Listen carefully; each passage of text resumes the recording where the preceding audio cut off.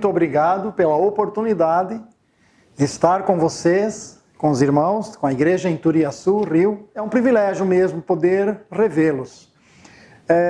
Diante do quadro que vivemos, decidi pegar um tema que possa servir de incentivo para vivermos esses momentos que são difíceis, mas como nós podemos superar essas dificuldades quando olhamos princípios da palavra de Deus que nos informam, nos ensinam como viver os tempos difíceis. Eu quero falar a partir do primeiro versículo que vou usar em Filipenses, capítulo 4, o versículo 4. Inicialmente, vamos fazer a leitura de dois textos. Filipenses 4, verso 4, e depois Salmo, capítulo 32, verso 11. Aqui em Filipenses capítulo 4 diz assim: regozijai-vos sempre no Senhor. Outra vez digo, regozijai-vos. E quando vamos lá para o Salmo capítulo 32, no versículo 11, ele diz aqui: alegrai-vos no Senhor e regozijai-vos, vós os justos, e cantai alegremente, todos vós que sois retos de coração. Quando nós pensamos nesses elementos básicos da nossa área emocional, a alegria também pode ter as divisões, subdivisões, ou seja, a área secundária, né? Que seria o prazer, o êxtase, a esperança, a satisfação pessoal, o regozijo e assim vários outros que são considerados como secundários. A alegria é o principal e aí há os secundários. Na tristeza também não é diferente. A tristeza seria a emoção básica, e depois nós vamos ter aí uma área de secundárias, que seria lástima, compaixão, desejo, melancolia, duelo interior, choro, amargura, arrependimento, dor na alma ou da alma, aflição, desespero, e entre outros, né? A tristeza manifesta todas essas áreas que são chamadas secundárias. O medo também. O medo também tem a sua área secundária, que seria a perturbação do humor, a preocupação, a ansiedade, o pânico, o pavor. Em princípio, são emoções que todos nós temos, todos nós vivemos. A raiva também tem a área secundária, a fúria, o incômodo, a indignação, o desconforto, o ódio, entre outras coisas. Então, a alegria está colocada neste âmbito de várias outras manifestações da nossa emoção, daquilo que é a nossa emoção. Quando nós pegamos sobre a tristeza, por exemplo, e pensamos que uma das áreas secundárias é o arrependimento, então a tristeza também tem sua área muito especial. Quando o salmista diz sobre isso, ele diz: antes de eu ser afligido, eu andava errado, mas agora eu guardo a tua palavra. Eu fiquei pensando, como é que eu posso estar alegre todo o tempo? Como eu posso falar sobre um tema como este, se não é todo momento que estamos alegres? Por que Paulo incentiva a alegria, quando na prática nós temos outras áreas, como a tristeza, o medo, a raiva, que também são partes da nossa emoção? Mas é claro que quando Paulo fala da alegria no Senhor, ele está querendo ensinar-nos como viver diante de todo esse quadro de emoções fortes, né? E mesmo emoções que às vezes saem para o lado pecaminoso, né? Não é mais aquela manifestação boa, porque, por exemplo, quando Jesus expulsou os cambistas do templo, ele não estava com alegria, ele estava irado, com aquela atitude de desrespeito a Deus,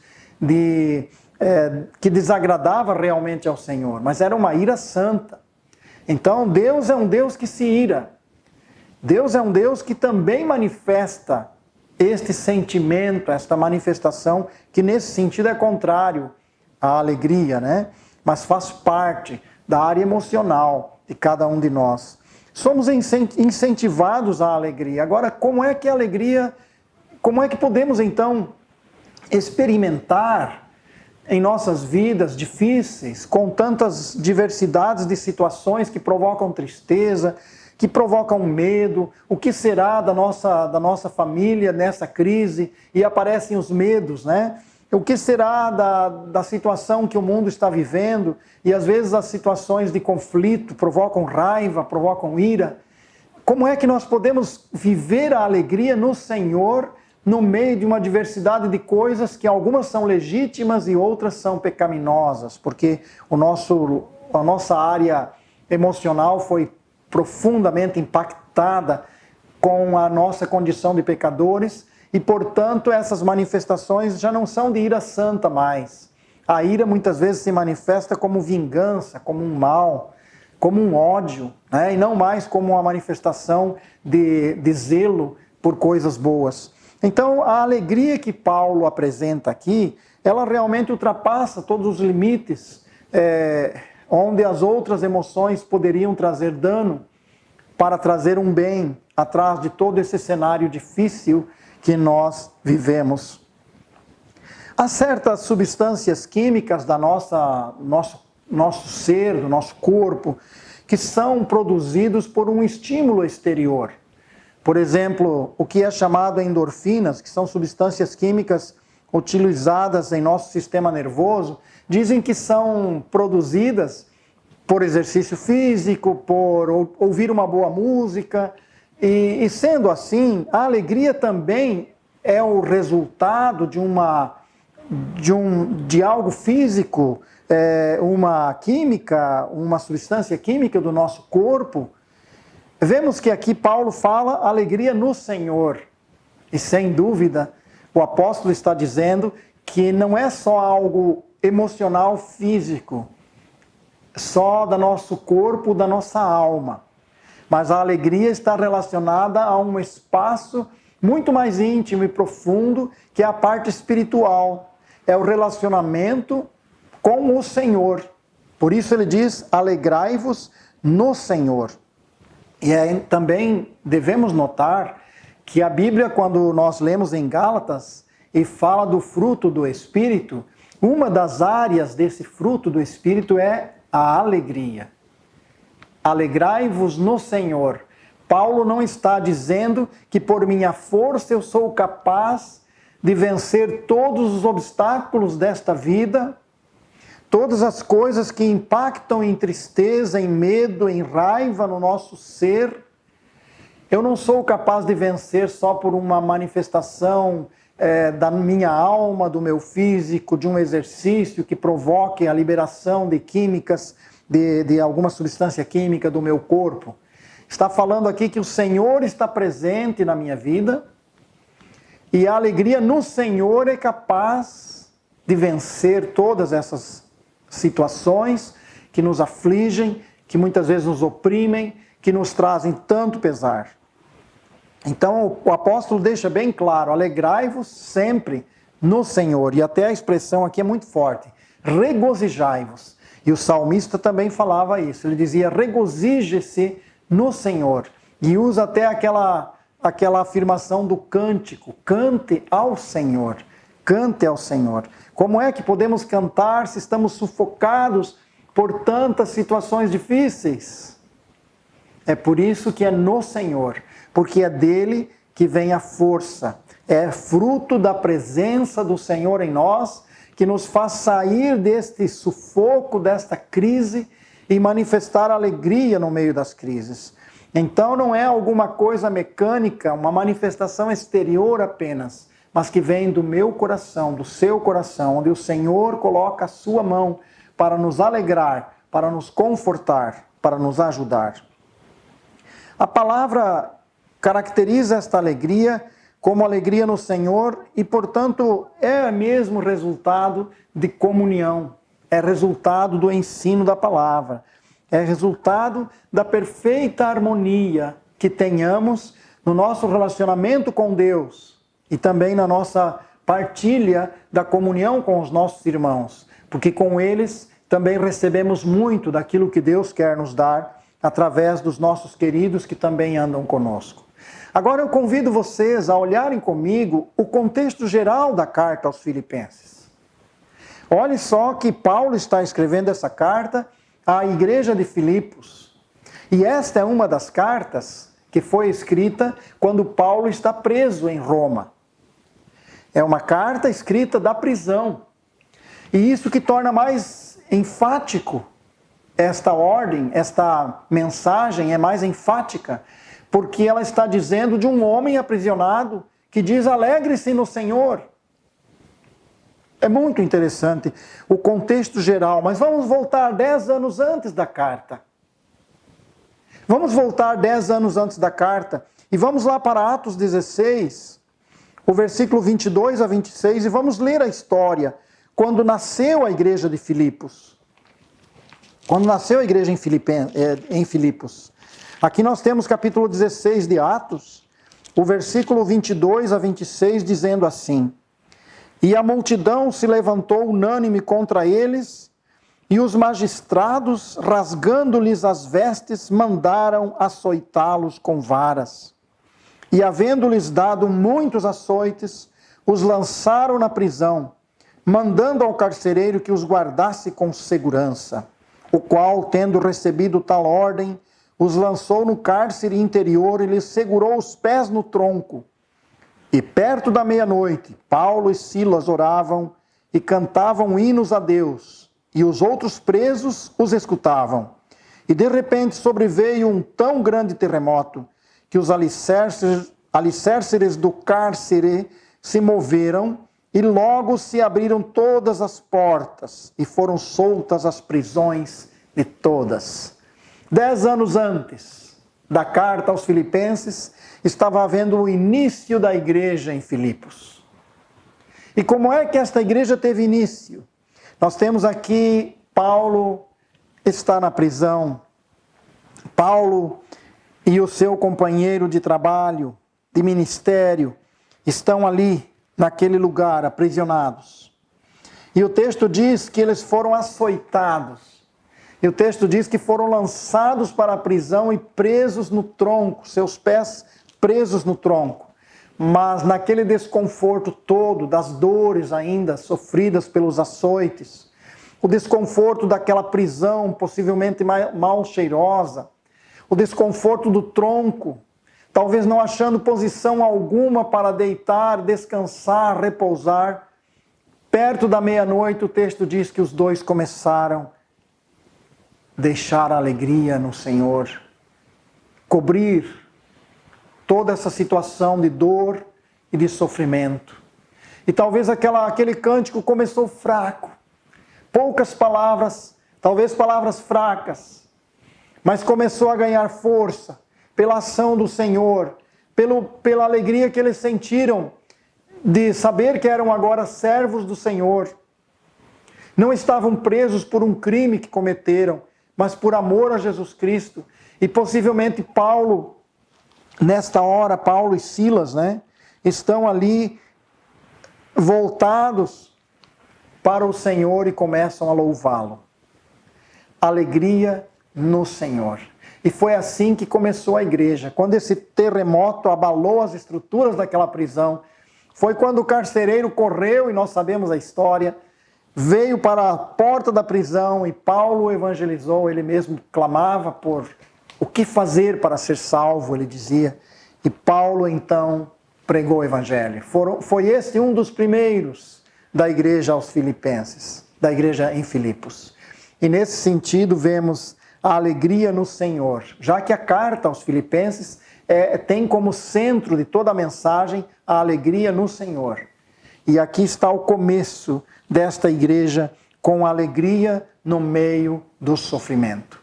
É possível, sim, nós superarmos as dores e o sofrimento e mostrarmos alegria no Senhor. Nós podemos ainda considerar agora, quando Paulo está escrevendo essa carta.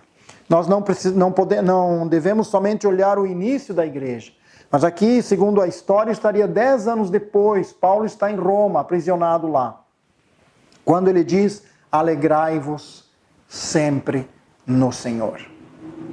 Ele está naquele lugar onde pode ser sentenciado à morte, mas ele está realmente alegre no Senhor. Paulo alegrando-se em Deus. Como é possível ampliar a nossa visão do Senhor de tal maneira que os problemas, por mais graves que sejam, possam ser diminuídos, reduzidos, e a alegria do Senhor cobrir todo esse cenário difícil da vida na terra. Como é possível viver a experiência da alegria no Senhor? Como é possível reagir às circunstâncias todas contrárias a nós? Reagir interiormente numa busca real do Senhor e dizer: Senhor, eu quero me alegrar em Ti. Eu quero deixar que o Senhor alegre o meu coração. Mesmo não tendo grandes expectativas boas, mesmo que tudo esteja contrário, mesmo que a minha visão seja de calamidade, mas eu quero me alegrar em Ti.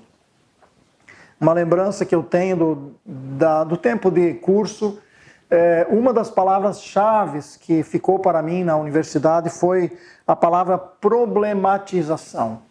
É quando nós estamos diante de um problema e nós trabalhamos toda a visão desse problema, agravando esse problema em nossa avaliação, criando situações que possam nos direcionar para questionar, para avaliar as situações todas que envolvem o meu problema e buscar respostas. E assim eu acredito que se nós fazemos esta problematização, se nós pensamos em todos os ângulos nos quais estamos envolvidos nas dificuldades, possivelmente conseguiremos também pensar que o Senhor tem o comando de toda a história, de todas as coisas. E o Senhor pode fazer com que a nossa vida supere, vença as dificuldades. Por exemplo, quando nós pensamos na possibilidade de perder o emprego, ou talvez você já perdeu o seu emprego, e nós então começamos a perguntar: como é que eu poderia me alegrar no Senhor se eu estivesse desempregado? Ou talvez, se eu adoecer, como é que na enfermidade eu poderia ainda mostrar que eu tenho o Senhor, que eu posso me alegrar nele? Ou talvez, como estava o contexto aqui do capítulo 4 de Filipenses, uma situação de conflitos interpessoais, situações que nós às vezes gostaríamos que não acontecessem, mas acontecem. E como é que eu faço para, no meio de todas essas crises, ainda me alegrar no Senhor? Então talvez devemos parar e avaliar e problematizar, pensar, complicar as coisas desse lado daquele no sentido da nossa imaginação. Em que crise eu posso estar que eu não possa superar e manifestar a presença do Senhor numa atitude alegre, confiante. Também fiquei pensando, Paulo naquela prisão romana, era o estágio mais elevado de julgamento, era estar lá naquele lugar, e talvez algumas pessoas achavam que por ser julgado por Nero, pelo imperador romano, seria uma possibilidade de livramento, mas não conheciam que o julgamento lá era muito mais terrível. E Paulo estava mesmo num lugar difícil e com poucas expectativas. Então eu fiquei a imaginar o Paulo sendo assaltado pelo medo, ou talvez até pela ira. Por que esses judeus religiosos, conhecedores da lei de Deus, tinham que acusá-lo de algo por não conhecerem ou não quererem conhecer o Cristo?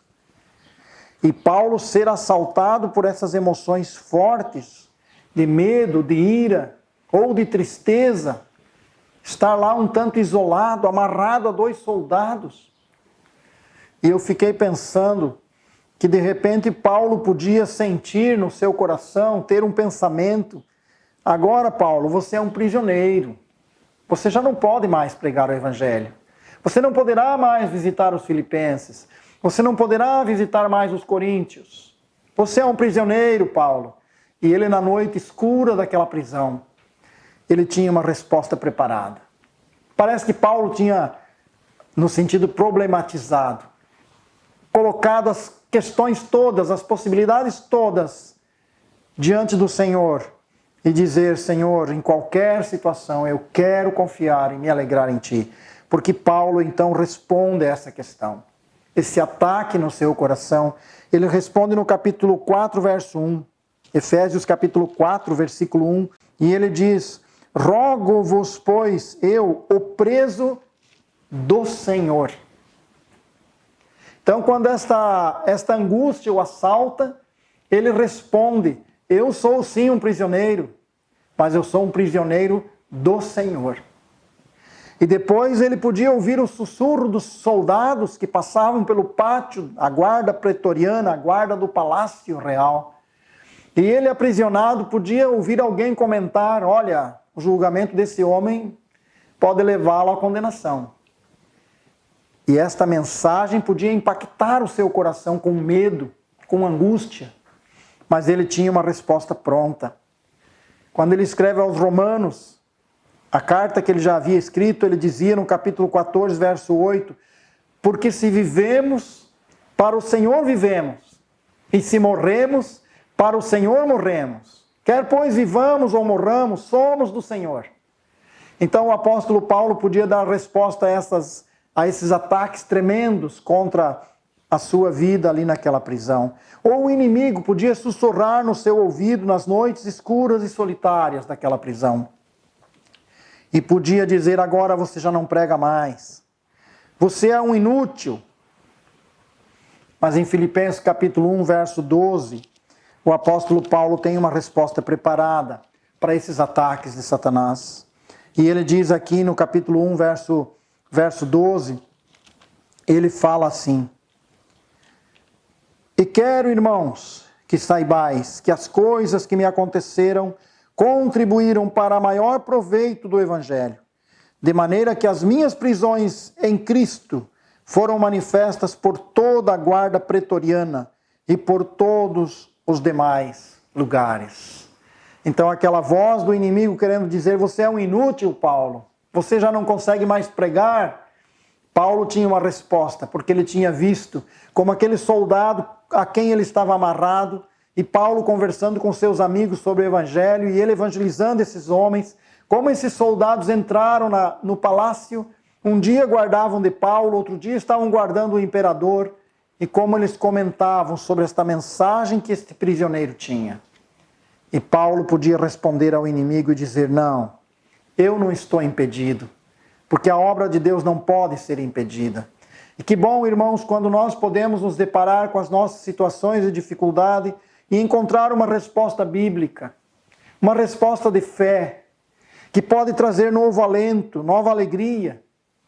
Eu ouvi muitas vezes a minha esposa contar a história de uma menina chamada Poliana.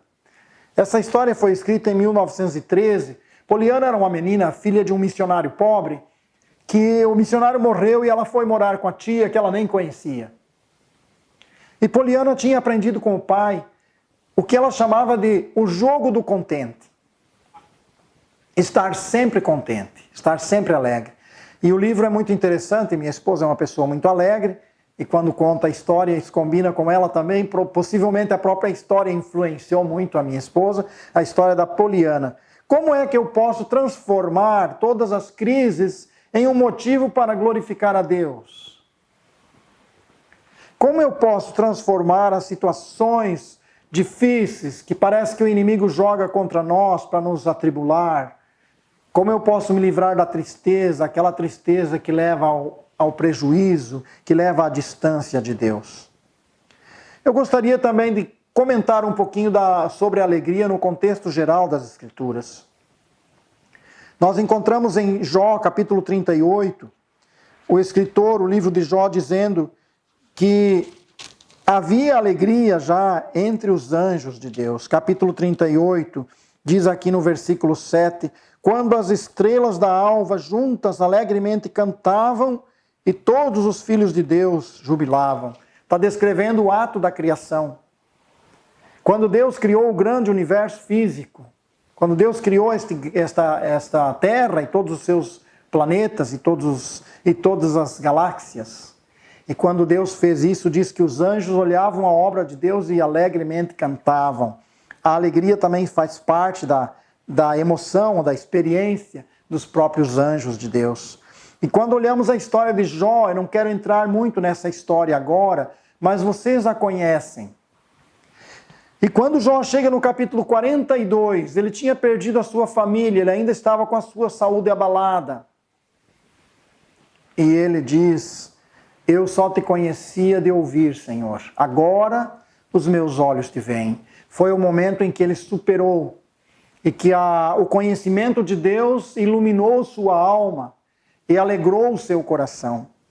É muito interessante isso. Mas é também possível que nós estejamos lutando para viver uma vida de manifestação de alegria e gozo em Cristo, mas sejamos roubados. Eu quero somente citar também uma história sobre isso, e é a história do pai do filho pródigo.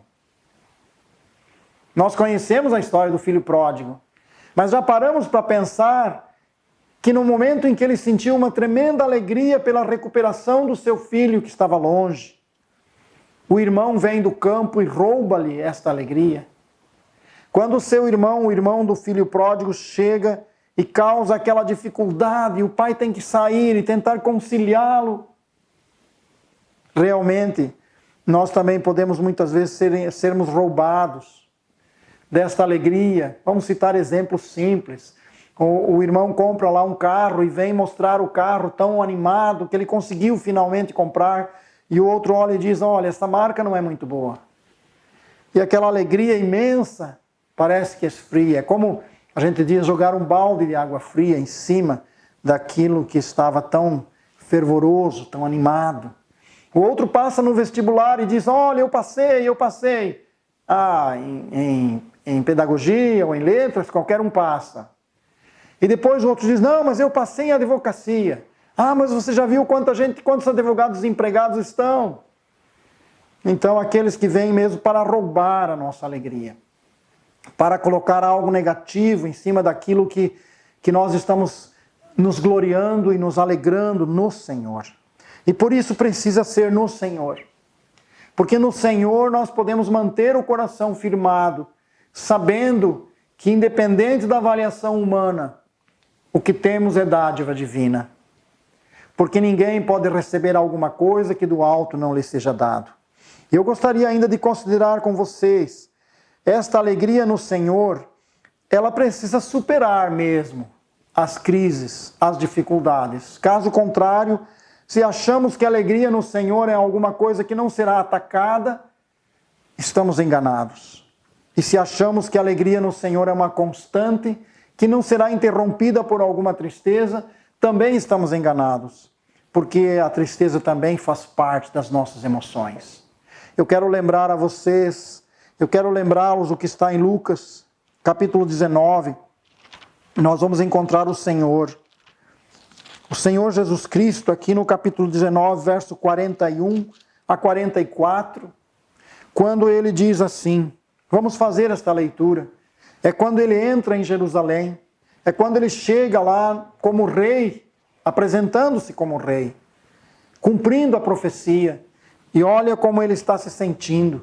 Ele desvenda o seu coração para mostrar que nesse momento ele estava tomado de tristeza. Lucas capítulo 19 diz, e quando ia chegando, vendo a cidade, chorou sobre ela, dizendo, se tu conhecesses também, ao menos nesse teu dia, o que a tua paz pertence, mas isto agora está encoberto aos teus olhos. Jesus, ao entrar em Jerusalém, chorou. Então nós também podemos ter horas de lágrimas, de choro. Mas Jesus era uma pessoa alegre. Só que houve momentos que ele também estava chorando. Chorar também faz parte. O que não podemos é ficar num buraco, perdidos nas nossas lágrimas, no nosso sofrimento. Precisamos erguer-nos outra vez. Jesus Cristo chorou sobre Jerusalém. Mais tarde, um pouco, estava ele no jardim. E ele fala aos discípulos, a minha alma está profundamente triste. Orem. E quando ele voltou, ele disse, vocês não conseguiram nem uma hora ficar comigo. Jesus, o Filho de Deus, também experimentou o que nós experimentamos.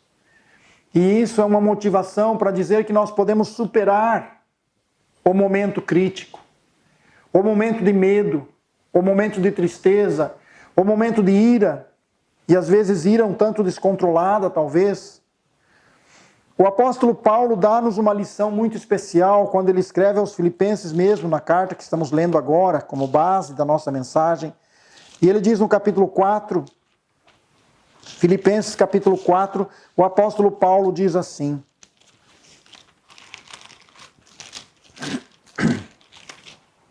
No versículo 10 do capítulo 4, ora, muito me regozijei no Senhor, por finalmente reviver a vossa lembrança de mim, pois já vos tinhais lembrado, mas não tinhais tido oportunidade. Paulo está agradecendo aqui o apoio que recebeu e dizendo, eu me alegrei muito. Só que depois ele diz no versículo seguinte, sei estar abatido, sei também ter abundância. Em toda maneira e em todas as coisas estou instruído. O apóstolo, quando fala também aos Coríntios, na segunda carta aos Coríntios, ele fala no capítulo 11, verso 38, das suas experiências, dos seus momentos de tristeza, mas Paulo não é um homem abatido, ele é um homem que enfrenta as suas angústias e de uma maneira positiva se levanta e vence. E o versículo 23 a 28 do capítulo 11 de segunda carta aos Coríntios diz assim,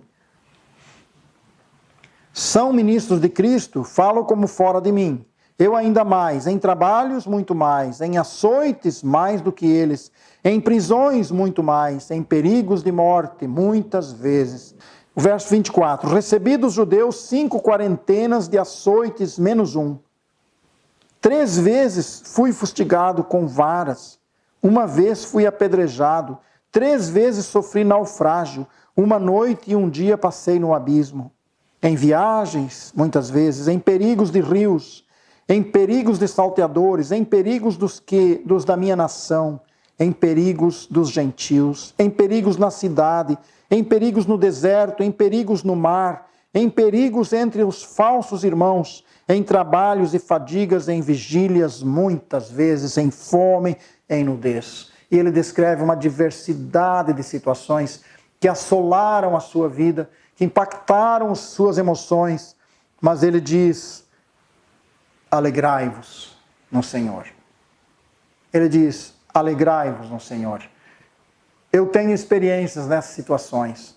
Quando a tristeza invadiu, quando o medo aproximou-se, e quando todas as vozes diziam ao contrário, ainda havia uma expressão na sua alma a dizer, alegre-se no Senhor. E quando a esperança desapareceu completamente, ele podia dizer, se vivemos, para o Senhor vivemos, se morremos, para o Senhor morremos. E os medos desapareciam. Que privilégio confiar no Senhor. Quero finalizar, chegar para o término desse tempo, olhando outra vez o texto que está em Filipenses. Olhando o contexto desse que lemos. Nós lemos a expressão dele dizendo, alegrai-vos no Senhor. E ele cita aqui um espaço de informações diversas, nas quais esta mensagem pode ser aplicada. E a primeira delas, capítulo 4, ele diz assim, portanto, meus amados e muito queridos irmãos, minha alegria e coroa, estai firmes no Senhor, amados. Rogo a Evódia e rogo a Sintique, que sintam o mesmo no Senhor. E peço-te também a ti, meu verdadeiro companheiro, que ajudes essas mulheres que trabalharam comigo no Evangelho, e com Clemente e com os meus outros cooperadores, cujos nomes estão no livro da vida. Regozijai-vos sempre no Senhor. Outra vez digo, regozijai-vos. Seja a vossa equidade notória a todos os homens, perto está o Senhor. Não estejais inquietos por coisa alguma, antes as vossas petições sejam em tudo conhecidas diante de Deus, pela oração e pela súplica com ações de graça. E a paz de Deus, que excede todo o entendimento, guardará os vossos corações e os vossos pensamentos em Cristo Jesus. Quanto ao mais, irmãos, tudo que é verdadeiro, tudo que é honesto, tudo que é justo, tudo que é puro, tudo que é amável, tudo que é de boa fama, se há alguma virtude, se há algum louvor nisso pensai. O que também aprendestes e recebestes, e ouvistes e vistes em mim, isto fazei, e o Deus de paz será convosco. Então, nesse contexto todo, ele apresenta a alegria como um centro, como uma forma de superar, de vencer. E quando olhamos aqui, ele fala a primeira coisa, onde nos encontramos em dificuldades para sorrir, é quando aparecem os conflitos interpessoais. E ele fala aqui da Evódia e Sintique, e ele diz, tu, meu companheiro, ajude essas irmãs. Elas não estavam se acertando bem no convívio, no ambiente da igreja. Haviam conflitos. Como poderiam estar alegres? Precisavam da ajuda de alguém. Muitas vezes precisamos, sim, da ajuda de alguém que possa nos auxiliar a sair do nosso espaço de conflito e dificuldade e tristeza e voltarmos à alegria no Senhor, às vitórias que o Senhor quer dar a nós. A outra situação que ele fala aqui em moderação. Ele diz, seja a vossa moderação conhecida de todos os homens. O termo grego aqui é bondade, suavidade. É no sentido de render-se e estarmos prontos a ceder as nossas vontades e os nossos direitos em benefício de uma comunicação e comunhão melhor. E dessa maneira também a alegria do Senhor pode ter acesso, não só ao meu coração, mas extravasar de nós para fora, se estamos dispostos a sermos moderados. Não exigirmos todos os nossos direitos, mas agirmos com moderação. E também depois ele fala de vencer a ansiedade. No capítulo 4, versículo 6, ele diz, não estejais inquietos. O que é que nos faz inquietos? Quando está tudo calmo em nossa alma, alguma coisa vem, pode ser uma palavra, uma mensagem, pode ser alguma coisa que acontece inesperada ou um telefonema talvez, e afeta o nosso bem-estar. Devemos estar atentos a isso. O que é que está a inquietar a nossa alma? Porque ele diz, você pode pedir ao Senhor. Faça as tuas petições concernentes a essas necessidades, para que o Senhor possa continuar a fazer a sua obra em seu coração. E depois ele diz, vigie sobre os teus pensamentos. E aí ele desenvolve todo aquele quadro bonito que ele diz aqui, tudo que é verdadeiro, o que estou pensando, o que está afligindo, o que está me trazendo ira, o que está me trazendo medo, é verdadeiro? Ou é uma ilusão da minha mente? E mesmo que seja verdadeiro, eu tenho o recurso da oração. Mas esta pergunta é muito significativa. É verdadeiro ou é só uma imaginação? É honesto? É justo? É puro? E aqui todo esse teste que é feito para aquilo que está a invadir as nossas almas. E se nós estamos dispostos a parar, abrir esta palavra e fazer essas perguntas, sem dúvida, o nosso pensamento volta à normalidade, volta ao estado de confiança, de descanso, a capacidade de expressar a alegria no Senhor. E o exemplo de Paulo é esse, no versículo 9 do capítulo 4, ele diz, o que também aprendestes e recebestes e ouvistes e vistes em mim, isso fazei. E aí vem o resultado, o Deus da paz será convosco. É verdade, existe a necessidade de um grande exercício nosso para vencer as tremendas barreiras do mundo e interferências deste mundo que procuram nos oprimir, nos impedir de uma manifestação de glória. Mas olhamos assim que estamos sim capazes, capacitados para viver a experiência da comunhão do Senhor. A alegria não é só resultado de uma força interior humana. A alegria é resultado da presença, da ação do Espírito de Deus. A alegria pode quebrar cadeias, pode libertar-nos da dor, pode nos trazer um louvor em nossa alma. A alegria no Senhor pode nos fazer vencer todos os obstáculos. A alegria de olhar para Deus e superar os problemas na terra. Qual tem sido a nossa experiência? Como estamos vivendo esses dias difíceis? E como vamos atravessar esta fase de incertezas? Que nós possamos lembrar da recomendação e abrir a nossa alma diante do Senhor e dizer, eu não sei como resolver isso, como resolver aquilo, mas eu sou teu completamente. E se a sua vida está ameaçada, você pode ainda assim dizer, se vivemos, para o Senhor vivemos. Se morremos, para o Senhor morremos. E dessa maneira erguer os olhos aos céus e dizer: bendito seja o nome do Senhor. Alegrai-vos no Senhor, regozijai-vos no Senhor. É um tema muito amplo e é um desafio muito grande para nós aqui nesse dia, aqui nesta manhã de domingo. Que nós possamos verdadeiramente deixar o Senhor dominar, alegrar o nosso coração. E vamos mostrar essa diferença aqui fora, no espaço deste mundo aflito sem Deus. Como fazer isso? Deus quer fazer através do seu Espírito, através de uma compreensão da realidade das nossas emoções, de que às vezes vamos chorar sim, mas não precisamos continuar chorando para sempre. Que às vezes vamos chorar com os que choram, é também um mandamento. Que às vezes vamos ficar irados com as situações de injustiça no nosso mundo, mas não precisamos carregar mágoas em nosso coração. Podemos levar a nossa ira ao Senhor e pedir que a sua justiça se manifeste.